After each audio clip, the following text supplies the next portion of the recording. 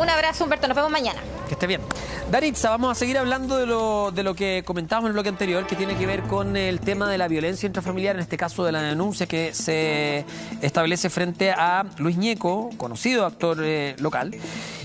Actor, bueno, hemos dicho, no solo en Chile, ¿no? Es conocido en el extranjero también. Y te quería hacer una pregunta respecto a las denuncias previas. Se habla de irreprochable conducta anterior, ¿no? Aquí no hay denuncias antes a su persona. Entonces, ¿eso podría ser un atenuante? ¿Cómo funciona? ¿Cómo opera la justicia en casos como este? Mira, más que bueno que tocaste el tema de las denuncias previas, porque durante todo el periodo de la pandemia y como hemos visto se ha aumentado el número de llamados por auxilio, o sea, casi triplicado a nivel nacional, el tema de las denuncias previas ha tomado particular importancia precisamente por el porcentaje de femicidios consumados que tienen denuncias previas. De hecho, más del 40% de los femicidios que son consumados, sin contar aquellos que son frustrados, tienen denuncias previas y esas denuncias no sirvieron para proteger a las víctimas. Entonces, me gustaría que entráramos también en detalle a propósito de eso, porque lo que nos dice esta cifra tiene que ver precisamente con que los mecanismos de protección a las víctimas están fallando en alguna parte, y ahí el análisis lo podemos hacer de manera completa a propósito de todo el aparato judicial que se acciona una vez que una mujer está en riesgo o activa a través de la denuncia este aparato. Sí, ahora, en ese caso es importante destacar también que no es un desincentivo para las mujeres hacer las denuncias, todo lo contrario, aquí lo que queremos es que se denuncie cuando ocurren actos de esta naturaleza. El punto es que los femicidios que han tenido en este 40% denuncias previas es porque distintas instituciones no han hecho su pega. Aquí no tiene nada que ver con que las mujeres no hayan o no hagan la denuncia, es porque aquí se debió haber hecho una pega de, por ejemplo, hacer cumplir las medidas cautelares en algunos casos, etcétera, etcétera, y eso no ocurrió, ¿no? De hecho, ahí tocaste uno de los puntos importantes que tiene que ver con cómo aseguramos que las medidas cautelares se cumplan y, por otro lado, decretamos mecanismos de protección que sean efectivos. Porque si yo, por ejemplo, interpongo a favor de la víctima una prohibición de acercarse, eso significa que en el instante de que esa prohibición se rompe, esta mujer debería ser auxiliada por fuerzas policiales, cosa que evidentemente no está ocurriendo. Y esto no está ocurriendo también, digamos, el análisis puede hacerse por falta de personal, por falta de capacitación y porque también el mecanismo no es inmediato, por lo tanto en 20 minutos, 30 minutos que por ejemplo un carabinero alcance a llegar a donde está la víctima, sí, esa víctima ya puede haber sido asesinada. Entonces hay un problema ahí con cómo aseguramos que efectivamente se esté protegiendo a las víctimas una vez que ellas denuncian, porque eso sería lo responsable una vez que llamamos a denunciar, ¿verdad? Sí, Daritza, se decretaron 30 días de investigación, donde además Luis Ñeco no puede acercarse a su ex señora, ¿no? ¿Qué se hace en estos 30 días? Ustedes que conocen cómo funciona el sistema, ¿qué es lo que ocurre en estos 30 días de investigación?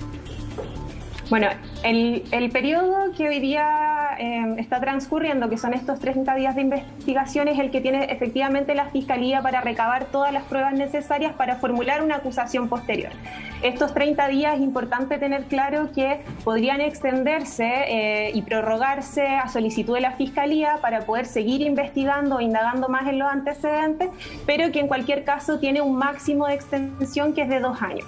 Entonces, a propósito de todo lo que la Fiscalía pueda recabar en este periodo, es que finalmente va a decidir cuál va a ser la acusación que va a enfrentar en este caso el actor. Sí, y se hacen pericias psicológicas también. ¿Te parece prudente el tiempo de 30 días o tú crees que se va a extender, que debiera ser mayor? En este caso en particular tenemos una constatación de lesiones que es bastante clara en cuanto a que ella efectivamente fue víctima de violencia y son lesiones que ella no podría haberse autoinfligido, por lo tanto hay una muestra física que es, yo creo que uno de los casos en los que es mucho más fácil investigar este tipo de casos, cuando hablamos de violencia propiamente tal. El problema viene dado cuando tratamos de incorporar otros tipos de violencias que hoy día no están tipificados o que son mucho más difíciles de probar, como la violencia psicológica, la violencia económica, la violencia simbólica y así. Y respecto a cómo lo toman ustedes como Abofem, ¿cómo se toma un caso así? Yo sé que en primer lugar hay que escuchar, por supuesto, y atender lo que dice la víctima, ¿no? Ahora, él respondió un mensaje que le llegó de parte del conductor de un programa. Y él dice: gracias por la preocupación, te agradezco la oportunidad, pero detrás de todo esto hay un niño de 5 años, recordemos que tiene un hijo en común, y hay que ser extremadamente cuidadoso. En ese sentido, por supuesto, tiene razón. No yo, dice, por satisfacer mi integridad o ego haciendo algo público lo voy a exponer. Y después habría dicho: estoy pensando en hacer algo en el sentido de decir o hacer alguna declaración. En un principio él dijo: bueno, hay que esperar lo que dictamina la investigación. ¿Cómo se toma un tema así? Bueno, es bastante particular en el sentido de que hoy día estamos, en este caso, enfrentando, por una parte, una denuncia de una víctima con lesiones claras y evidentes, y por otro lado, hijos en común que se ven expuestos un poco porque la persona que hoy día es el agresor es una persona conocida públicamente. Entonces, evidentemente hay una responsabilidad particular que tienen los medios de comunicación sobre cómo tratar estos casos, y ahí yo creo que hay dos factores que son determinantes. Una, cuál es la voluntad de las víctimas, la exposición de las víctimas. Si ellas no quieren declarar, no quieren ser expuestas públicamente, no quieren que se conozcan sus datos, eso debería ser respetado en todo momento, y lo mismo hacia la integridad y la protección de los niños y niñas que estén involucrados en estos casos.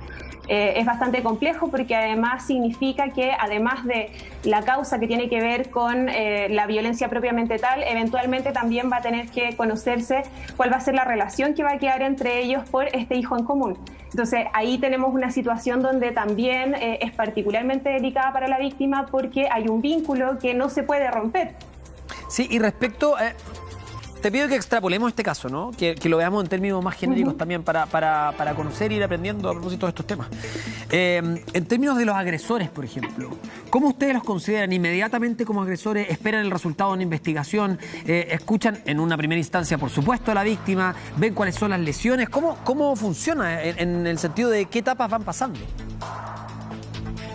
Lo primero que deberíamos considerar acá es cuál es la acogida que va a recibir esa víctima. Porque nosotras sabemos que el sistema es revictimizante, que la exposición y en este caso también cómo se trata a las víctimas dentro del aparato, pero también socialmente puede hacer que una víctima sea revictimizada una y otra vez. Entonces, la atención o la acogida, la primera acogida de la víctima es una cuestión fundamental que tenemos que considerar cuando tratamos un caso de este. Escuchar el relato de la víctima y tratar de entregar un apoyo psicológico debería ser lo primero que no solamente nosotras como organización hagamos, sino que cualquier institución que pretenda proteger a las mujeres de la violencia de género. Acá, de hecho, hay uno de los problemas que normalmente enfrentan, que es cuando ellas van a denunciar, las personas que recogen estas denuncias no necesariamente tienen preparación en estos temas o derechamente son objeto de sus propios prejuicios, entonces las cuestionan. Por ejemplo, la pregunta de ¿estás segura que fue tan así? ¿O qué hizo usted para que él se enojara? Es una pregunta que todavía las víctimas tienen que enfrentar al momento de denunciar. Entonces, esa primera acogida, por ejemplo, es particularmente relevante. Y no solamente lo podemos ver desde el lado de las policías, que son las que van a recoger la denuncia, sino también a propósito de los médicos cuando haya que realizar una constatación de lesiones. O sea, pensemos que la persona que va a constatar lesiones ha sido víctima probablemente más de una vez de violencia por parte de, en este caso, de su pareja, por ejemplo, y necesita ir a exponerse para que la revisen en un hospital donde evidentemente no hay un tratamiento particular por ser víctima de violencia de género. Entonces, esa primera acogida la tenemos que mirar tanto de los organismos o instituciones que van a recoger la denuncia y por otro lado también van a constatar lesiones, por ejemplo. Es un tema que está en desarrollo. Esta investigación tiene un plazo inicial de 30 días. Por supuesto, ya fue hecha la formalización. Vamos a estar atentos frente a lo que ocurra en este caso, pero también, como sabemos que es un caso de connotación pública, también ocurre de manera habitual, mucho más de lo que quisiéramos en distintos puntos del país. Por lo mismo queríamos contactarnos contigo, Danitza. Vamos a esperar el resultado, por supuesto, de esta investigación para tener más antecedentes. Muchas gracias por conversar con nosotros en Contigo en Directo. Que estés muy bien. Gracias, Humberto. Igual. Danitza Pérez, abogada y directora ejecutiva de Abofem.